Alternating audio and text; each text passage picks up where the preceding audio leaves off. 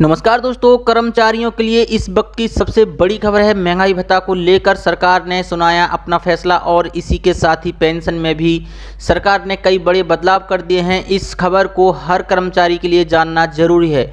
महंगाई भत्ता, रिटायरमेंट और पेंशन को लेकर बहुत ही बड़ी खबर है जो कि सभी केंद्रीय कर्मचारी, राज्य कर्मचारी और पेंशनरों को जानना बहुत ही जरूरी है। सभी कर्मचारी इस खबर को ध्यान से देखें। इस वीडियो में 6 बड़ी खबर हैं जिन्हें आप विस्तार से जानेंगे, तो सभी खबरों को पूरा देखें।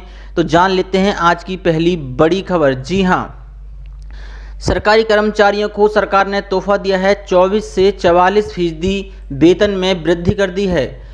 सरकार ने सरकारी कर्मचारियों के लिए खुशखबरी दी है। इन्हें बम्पर इंक्रीमेंट मिला है। एक नए आदेश के तहत अब सभी शैक्षणिक अस्पतालों में 2500 से अधिक फैकल्टी सदस्यों के वेतन में 24 से लेकर 44% तक का इजाफा किया है। कोरोना संकट के बीच सरकार के इस फैसले से कर्मचारियों को बहुत ही फायदा होगा। यह फैसला तेलंगाना राज्य सरकार ने लिया है। इसके चलते अब यहां सारे सरकारी शैक्षणिक अस्पतालों के शिक्षकों का वेतन बढ़ जाएगा। इसके लिए एक आदेश जारी किया गया है। असल में इसके लिए लंबे समय से मांग की जा रही थी जो आखिरकार पूरी कर दी गई है। यह निर्णय तब सामने आया जब यहां गांधी अस्पताल के डॉक्टर्स ने इस मसले पर हड़ताल पर जाने की चेतावनी दी थी। सरकार ने इनकी मांगें मान ली हैं, इसलिए अब काम बंदी जैसी कोई संभावना नहीं है। जनसत्ता की रिपोर्ट के अनुसार जारी आदेश के अनुसार 2866 फैकल्टी सदस्यों की सैलरी में 24 से लेकर 44% तक की बढ़ोतरी होगी। आदेश के बाद अब सहायक प्रोफेसर का वेतन 67,000 से बढ़कर 90,000 रुपये हो जाएगा। यह 34% इंक्रीमेंट है। इसी प्रकार एसोसिएट प्रोफेसर का वेतन 80,000 रुपये से बढ़कर 1 लाख रुपये हो जाएगा। यह 24% इंक्रीमेंट है। प्रोफेसर को 44% इंक्रीमेंट का लाभ मिलेगा, जिसके चलते उनका वेतन अब 1,25,000 से बढ़कर 1,80,000 रुपये हो जाएगा। सरकार द्वारा जारी आदेश के अनुसार यह बढ़ा हुआ वेतन सितंबर 2020 यानी चालू माह से ही नकद के रूप में लागू किया जाएगा। यह अक्टूबर में देय होगा। यूजीसी के संशोधित पे स्केल 2016 में वेतन के भुगतान के संबंध में अलग से आदेश निकाले जाएंगे। साथ ही कर्मचारियों के लिए एक और बड़ी खबर है। जी हां, केंद्रीय कर्मचारियों की रिटायरमेंट की उम्र में बदलाव का कोई प्रस्ताव नहीं है। जी हां, कार्मिक राज्य मंत्री जितेंद्र सिंह ने बुधवार को कहा है कि केंद्र सरकार के कर्मचारियों की सेवानिवृत्ति की आयु में बदलाव का कोई प्रस्ताव नहीं है। उन्होंने लोकसभा में एक प्रश्न के लिखित उत्तर में यह टिप्पणी की। मंत्री ने कहा, केंद्रीय कर्मचारियों की सेवानिवृत्ति की आयु में बदलाव का कोई प्रस्ताव नहीं है। राज्य सरकार के कर्मचारी संबंधित प्रदेशों की सरकारों द्वारा तय कानूनों एवं नियमों के दायरे में आते हैं। सिंह ने एक अन्य प्रश्न के लिखित उत्तर में कहा है कि पिछले साल 18.6 लाख से अधिक लोक शिकायतें मिलीं और इनमें से 16 लाख से अधिक का निस्तारण किया गया। बता दें कि सरकारी कर्मचारियों के प्री मैच्योर रिटायरमेंट की नीति और कर्मचारियों के परफॉर्मेंस रिव्यू के बाद जनहित में रिटायर करने के सरकार के फैसले के खिलाफ विरोध तेज हो रहा है। मांग की जा रही है कि सरकार वरिष्ठ कर्मचारियों की प्री मैच्योर रिटायरमेंट नीति को तत्काल वापस लें। साथ ही कर्मचारियों के लिए एक और बड़ी खबर है। उत्तर प्रदेश में 86 लाख से ज़्यादा पेंशनरों के खाते में 3 महीने की पेंशन एक साथ भेजी गई। सीएम योगी आदित्यनाथ के मुताबिक इन लोगों में सीनियर सिटीजन, दिव्यांगजन और कुष्ठावस्था पेंशन के 86,95,027 लाभार्थी शामिल हैं। इनके खाते में पेंशन की 3 महीने की किस्त के 1311.5 करोड़ रुपए ऑनलाइन भेजे गए हैं। योगी के मुताबिक बुधवार को 49,87,054 सीनियर सिटीजन को 748.6 करोड़ रुपए भेजे गए हैं, जबकि दिव्यांगजन पेंशन के 10,90,436 लाख लाभार्थियों को 163.57 करोड़ और 26,06,213 बेसहारा महिलाओं को 390.93 करोड़, कुष्ठावस्था पेंशन योजना के 11,324 लाभार्थियों को 8.49 करोड़ 3 महीने जुलाई, अगस्त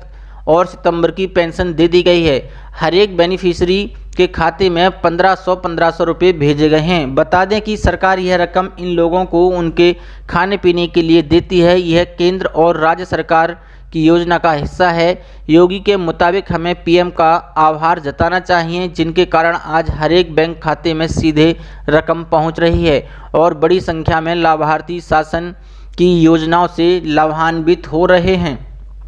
इससे पहले भी यूपी सरकार ने इन पेंशनरों को एडवांस रकम दी थी। यह रकम सीधे बैंक खाते में डीबीटी से ट्रांसफ़र की जाती है। पेंशनर बैंक पासबुक या एटीएम के जरिए बैलेंस चेक कर सकते हैं। साथ ही कर्मचारियों के लिए एक और बड़ी खबर निकल के आ रही है। केंद्रीय कर्मचारियों और पेंशन भोगियों के लिए मोदी सरकार ने लिया है ये बड़ा फैसला। केंद्र सरकार के रिटायर कर्मचारी अब अपनी पेंशन भुगतान आदेश पीपीओ को डिजी लॉकर में रख सकेंगे। केंद्र सरकार ने पेंशन भोगियों को पीपीओ की ओरिजिनल प्रति के न होने पर इसकी ई प्रति को मान्य कर दिया है। रिटायर होने वाले कर्मचारियों को तभी पेंशन मिलती है जब सरकार की ओर से इस नंबर को जारी किया जाता है। पेंशन एवं पेंशनभोगी कल्याण विभाग ने यह पाया है कि कई पेंशन भोगियों ने समय के साथ साथ अपनी पीपीओ की मूल प्रति को खो दिया है, जिसके बाद उन्हें पेंशन से जुड़े कार्यों को करने में दिक्कतों का सामना करना पड़ता है। कोरोना संकट में रिटायर होने वाले कर्मचारियों को भी पीपीओ की मूल प्रति पाने में परेशानी और देरी हुई थी। इन सभी बातों को ध्यान में रखते हुए सरकार के इस फैसले से रिटायर होने वाले कर्मचारियों और पेंशन भोगियों को बड़ा फायदा पहुंचने वाला है। लोक शिकायत और पेंशन मंत्रालय ने एक बयान में कहा कि अब पेंशन भोगियों को पीपीओ की फिजिकल कॉपी देने की अनिवार्यता नहीं रहेगी। इलेक्ट्रॉनिक पेंशन भुगतान आदेश ई पीपीओ को डिजी लॉकर के साथ एकीकृत करने का फैसला लिया गया है। इससे पहले pension fund regulatory and development authority यानी पीएफआरडीए ने national pension scheme NPS retire second saver scheme के लिए ऑपरेशन गाइडलाइन जारी कर दी है। गाइडलाइन में कहा गया है कि केंद्र सरकार का कोई भी कर्मचारी जो कि एनपीएस में कंट्रीब्यूट करता है वह इस योजना के तहत अतिरिक्त पेंशन अकाउंट खुलवा सकता है। इसके जरिए वह रिटायरमेंट के बाद ज़्यादा पेंशन का लाभ ले सकता है। इस तरह केंद्रीय कर्मचारियों के पास अब एक साथ इस योजना के तहत 3 अकाउंट को ऑपरेट कर सकते हैं। पहला टीयर 1 अकाउंट जो कि अनिवार्य है, यह पेंशन अकाउंट होता है। दूसरा टीयर 2 जिसमें निकासी पर कोई प्रतिबंध नहीं है और कोई टैक्स बेनिफिट भी नहीं मिलता है। साथ ही कर्मचारियों के लिए एक और बड़ी खबर निकल के आ रही है। नौकरी के लिए 30 साल पूरे होने पर जनहित में समय से पहले रिटायर किए जा सकते हैं।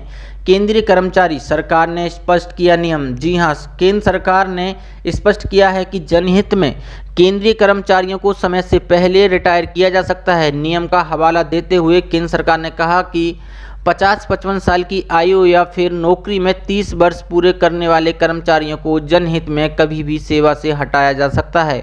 हालांकि पेंशन रूल के ये 2 नियम कर्मचारी के परफॉर्मेंस रिव्यू को सीमित नहीं करेंगे। इसके साथ ही ऐसे कर्मचारी जिन्होंने एफआर 56J और सीसीएस पेंशन नियम 1972 के 48वें रूल के मुताबिक रिटेन होने की अनुमति प्राप्त कर ली है, उन्हें भी रिव्यू का सामना करना पड़ सकता है।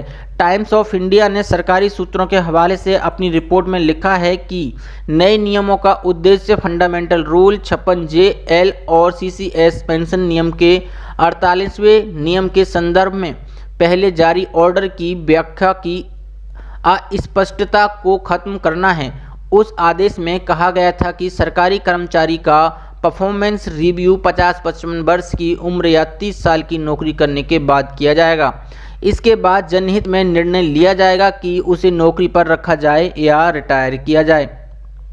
एक अधिकारी ने बताया कि 28 अगस्त के ओएम इंस्ट्रक्शन का उद्देश्य व्याख्या में किसी भी प्रकार की अस्पष्टता को खत्म करना है, चाहे वह सरकारी कर्मचारी के परफॉर्मेंस रिव्यू के संदर्भ में हो या फिर समय से पहले रिटायरमेंट के बारे में संदर्भ में। अधिकारी ने यह भी स्पष्ट कर दिया है कि ताज़ा डीओपीटी ऑफिस मेमोरेंडम में कोई नया नियम नहीं है। ये सब उसी प्रक्रिया का हिस्सा है जो अब तक केंद्रीय कर्मचारियों के रिटायरमेंट के लिए फॉलो की जाती रही हैं। इसके पीछे सरकार का उद्देश्य नियमों में स्पष्टता लाना है। साथ ही कर्मचारियों के लिए एक और बड़ी खबर है। सेवानिवृत्ति कर्मचारियों को कॉन्ट्रैक्ट पर रखने के लिए बनाई प्रशासन की पॉलिसी, किया विरोध। Joint action committee of Chandigarh administration and MC employees and workers ने एक मांग पत्र चंडीगढ़ के एडवाइजर ऑफिस में दिया है। इसमें मांग की चंडीगढ़ प्रशासन ने सेवानिवृत्ति कर्मचारियों और पेंशनर्स को दोबारा कॉन्ट्रैक्ट पर रखने के लिए जो पॉलिसी बनाई है जॉइंट एक्शन कमेटी उसका विरोध करती है।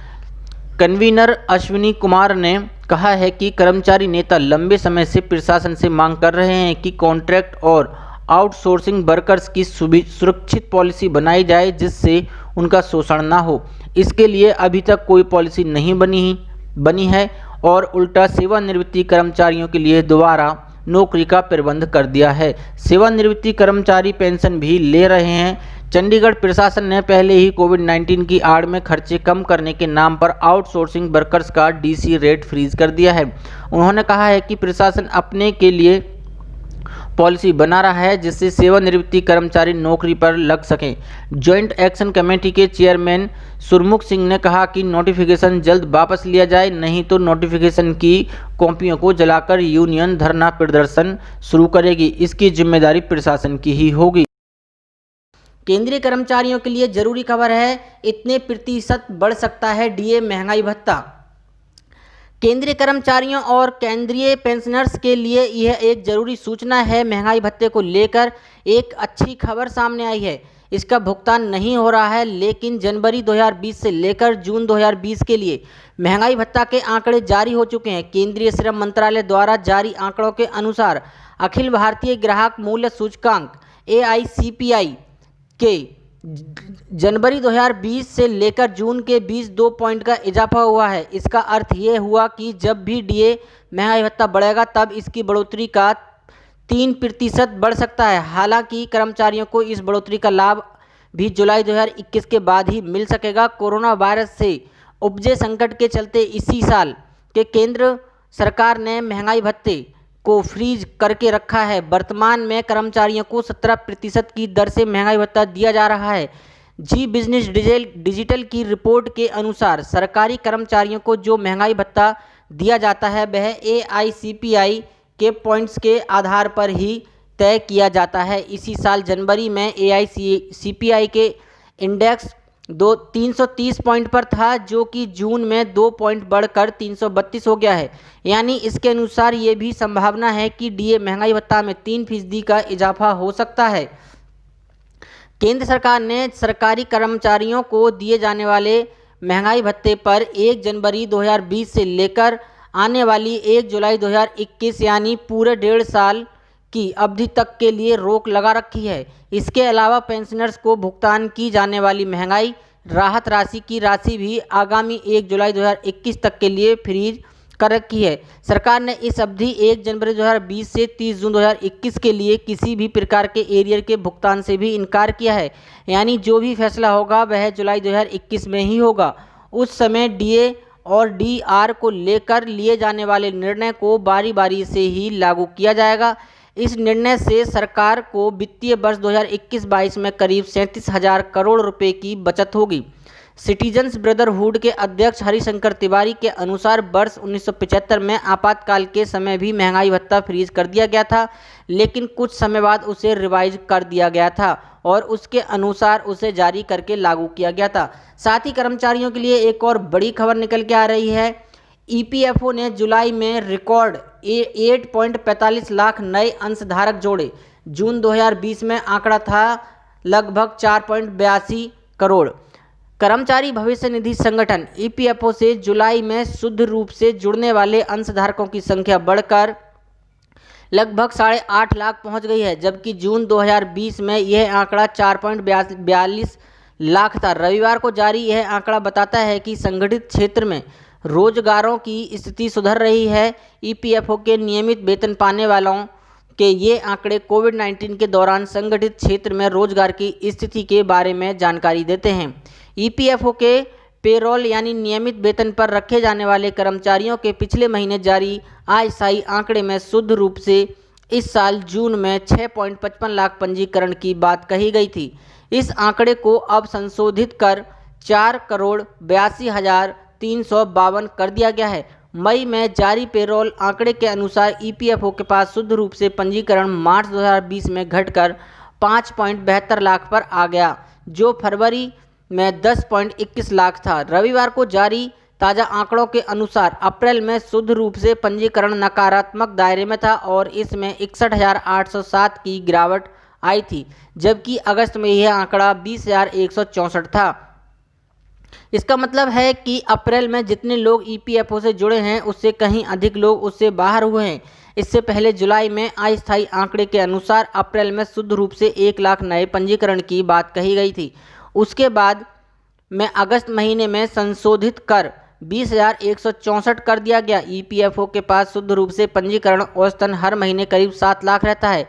ताज़ा पेरोल आंकड़ों के अनुसार वित्त वर्ष 2019-20 में शुद्ध रूप से नए अंशधारकों की संख्या बढ़कर 78.58 लाख रही, जो इससे पूर्व वित्त वर्ष में 61.12 लाख थी। ईपीएफओ ने अंशधारकों का पेरोल आंकड़ा अप्रैल 2018 से जारी कर रहा है। इसमें सितंबर 2017 से आंकड़े लिए गए हैं। आंकड़े से ये भी पता चलता है कि सितंबर 2017 से जुलाई 2020 के दौरान शुद्ध रूप से नए अंशधारकों की संख्या 1.68 करोड़ रही। ईपीएफओ का कहना है कि पेरोल आंकड़ा स्थायी रूप से इसका अध्ययन होना एक निरंतर चलने वाली प्रक्रिया है। इसे आने वाले महीनों में अध्ययन किया जाता है। कर्मचारी भविष्य निधि संगठन के अनुसार आंकड़ा शुद्ध रूप से जुड़े सदस्यों पर आधारित है। इन अनुमानों में अस्थायी कर्मचारी भी शामिल हो सकते हैं, जिनका योगदान हो सकता है पूरे साल जारी नहीं रहे। ईपीएफओ संगठित अर्ध संगठित क्षेत्र में सामाजिक सुरक्षा योजनाओं का प्रबंधन करता है। इसके सक्रिय सदस्यों, जिनका योगदान वर्ष के दौरान कम से कम 1 महीने आता है, की संख्या में 6 करोड़ हैं। साथ ही कर्मचारियों के लिए एक और बड़ी खबर निकल के आ रही है। कोरोना संकट के बीच इन कर्मचारियों को मिल सकती है बड़ी राहत। जी हां, कोरोना संकट के बीच केरल सरकारी कर्मचारियों को थोड़ी राहत दे सकती है। राज्य सरकार सैलरी कटौती पर लिए गए फैसले पर फिर से विचार कर कर्मचारियों को राहत दे सकती है। विपक्षी दलों के कड़े विरोध के बाद सरकार इस पर जल्द ही कोई फैसला ले सकती है। राज्य के कर्मचारी संगठन कोविड-19 इनकम सपोर्ट स्कीम के खिलाफ मुखर हैं। राज्य में अगले साल विधानसभा चुनाव होने वाले हैं। ऐसे में सरकार कर्मचारियों को थोड़ी राहत दे सकती है। वित्त विभाग के सूत्रों ने कहा है कि असंतुष्ट कर्मचारियों को शांत करने के लिए सरकार अन्य विकल्पों पर विचार कर रही है। कोविड-19 इनकम सपोर्ट स्कीम में थोड़ी राहत देने के लिए सरकार के समक्ष विकल्प कर्मचारियों के वैधानिक या अन्य भुगतानों को बंद करने के हैं, जैसे कि भविष्य निधि या होम लोन या किसी अन्य भुगतान के लिए एक कर्मचारी द्वारा किया गया अतिरिक्त योगदान है। केरल सरकार ने अप्रैल से अगस्त तक कुल 5 महीनों की अवधि में कर्मचारियों की सैलरी में हर महीने 6 दिन का वेतन काटने का फैसला लिया था, जिसे और 6 महीने के लिए आगे बढ़ा दिया गया है। हालांकि कर्मचारियों को राहत देते हुए हाल में राज्य सरकार ने घोषणा की थी कि सैलरी कट का पैसा कर्मचारियों को अगले साल तक पीएफ में दे दिया जाएगा। इस अमाउंट पर 9% ब्याज भी दिया जाएगा। जी हां, साथ ही बढ़ते हैं कर्मचारियों की एक और बड़ी खबर की ओर। 65 लाख पेंशनर्स के लिए राहत भरी खबर है। ईपीएफओ ने दी है ये बड़ी सुविधा। कर्मचारी भविष्य निधि संगठन ईपीएफओ अपने पेंशन भोगियों के जीवन प्रमाण पत्र जमा करने के लिए साझा सेवा केंद्रों सीएससी का उपयोग करेगा। एक आधिकारिक बयान में यह जानकारी दी गई। बता दें, ईपीएस पेंशन भोगियों को पेंशन जारी रखने के लिए हर साल जीवन प्रमाण पत्र देना होता है। सीएससी के अलावा ईपीएस पेंशन भोगी 135 क्षेत्रीय कार्यालयों और 117 जिला कार्यालयों तथा पेंशन वितरण करने वाले बैंकों के जरिए जीवन प्रमाण पत्र जमा कर सकते हैं। ईपीएस पेंशन भोगी सुविधा अनुसार एजेंसी का चयन कर सकेंगे।